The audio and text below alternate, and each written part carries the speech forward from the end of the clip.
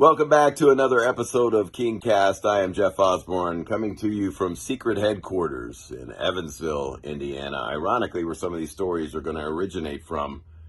And he gets asked this a lot. How do you throw the fire? Well, some things are still sacred. A magician never tells his tricks until now. 3 days after filming this, back in October, Jim Cornette pretty much did a tell-all on how Jerry threw the fire.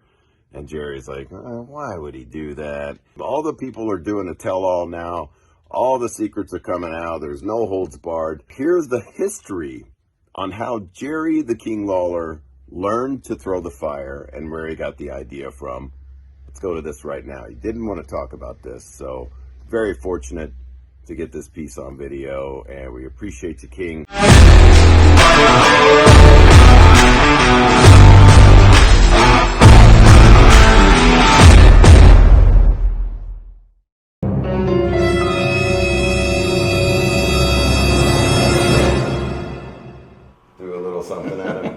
Am I going to tell this on camera? Yeah, sure. I don't like to tell that story except to people that are in the business. Oh, the fires. Yeah. Oh, okay. No, keep it. No, yeah, we don't. If he doesn't want, Yeah, no, that's cool. It's just where you threw the fire. And yeah, no, the flash paper. Yeah. Because people still say, "How do you do that?" It's like a magic, I never tell anybody that's flash paper. Well, but I mean, I don't care. It don't matter. Don't ever use the cotton, flash cotton. No, I don't. No, it's horrible. I've tried it before. Yeah. I don't care if you want to tell it. It's up to you. Go ahead. Okay, so you never told this story before, other than it's still well, kind of I may have. I still like there's certain things I try to protect. A magician never tells his tricks. Bingo. Exactly. Bingo. So should we tell it? I don't care. I'm not a magician. Right. But when people ask me how I throw the fire, I usually just say it's magic. It is magic. It is magic. But the magic consisted of, I'm actually proud of the fact that I don't know how many people, or if any, that the original Sheik, Eddie Farhat, the original Sheik, before the Iron Sheik, I wrestled him in Memphis, and he threw the fire in the match. I ducked it, hit the referee, and we brought in 10 top stars for me to try to beat these 10 on my way to get a world title match at the time with Jack Briscoe. And one of the top stars was the Sheik. Now, I was a nobody in 1974. I was basically I've been in the business 4 years, and just Jerry Jarrett saw something in me that he thought was going to be a big deal. So he came up with this idea, let's push this kid for the world title match. So he sat down and he came up with a list of top wrestling stars. And then he went on TV and said, if Jerry Lawler can beat these top 10 stars, he can get a world title match.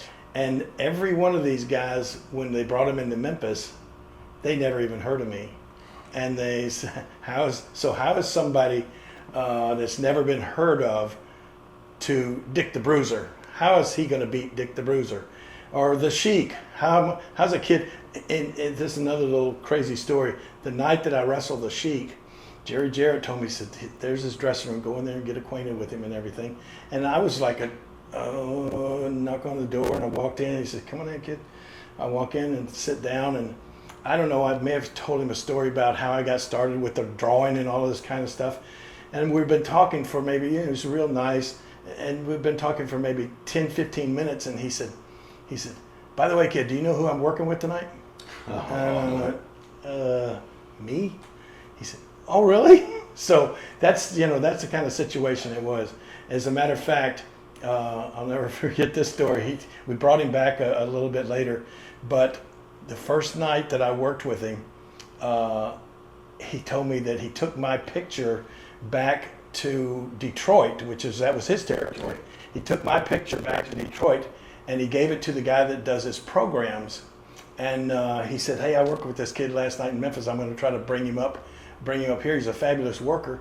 So put his picture in the program. And he said, I get the program back a few days later. And he said, I open it up, and he said, there's your picture. And it says, Jerry Lawler, a fabulous worker. Oh my God. Right, and he said, I freaked out. This was a time you didn't, these days, everything was Kay Fabe. You would not call somebody a worker. But because he told his program guy, this guy's a fabulous worker, that's what he put under my picture, So, but that night we had the match, and the way I won, the way I beat the Sheik was, he got disqualified. And I was declared the winner. So the next week, of course, I went on TV and say, it's a piece of cake. This guy, all this talk about this guy with the curly toes, nothing, man. He didn't lay a finger on me. And of course, what we did was, I'm bleeding and everything. I'm making one little comeback, and he grabs the fire and throws it. I move out of the way, and he hits the referee. So the referee rings the bell, raises my hand. So I moved on to the next week was Dick the Bruiser. So anyway, after the match, I just thought, I'd seen him throw the fire in magazines and that sort of thing. And I thought maybe I could just ask him how he did it, So I did. And he explained it. He went into kind of a little bit of detail about that it was something that magicians use. It was, and I'd never even heard about it. It was something called flash paper. And he would have it a certain way, and he had a different way of lighting it at the time rather than just a regular lighter or whatever.